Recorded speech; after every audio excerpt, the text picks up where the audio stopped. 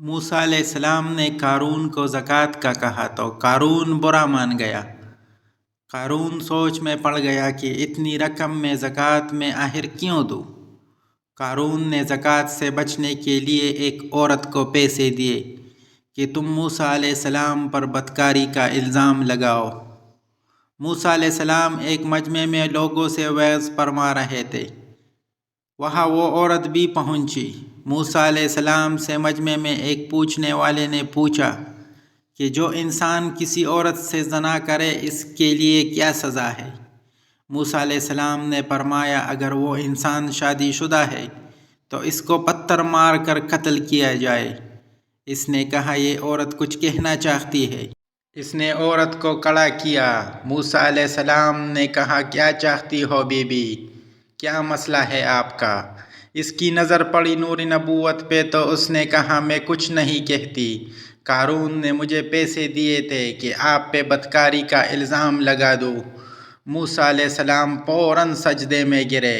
اللہ نے فرمایا موسیٰ آج تو زمین کو جو حکم دے گا وہ اس کی تعمیل کرے گی۔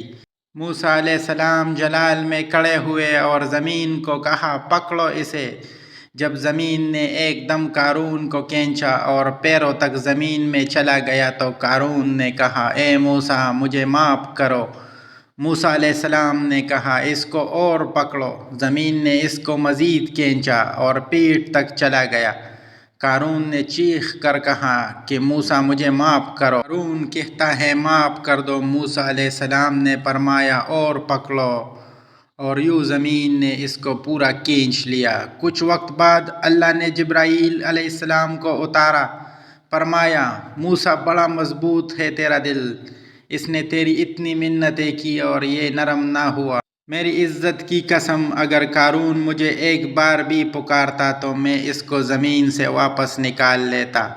اللہ اکبر! جو قارون کو معاف کرنے کے لیے تیار ہے پھر ہم تو اس کے محبوب صلی اللہ علیہ وآلہ وسلم کی امتی ہے، کیا وہ ہمیں معاف نہیں کرے گا؟ لیکن ہم بھی اس کو پکارے اور اپنے گناہوں کی معافی مانگے تو نہ۔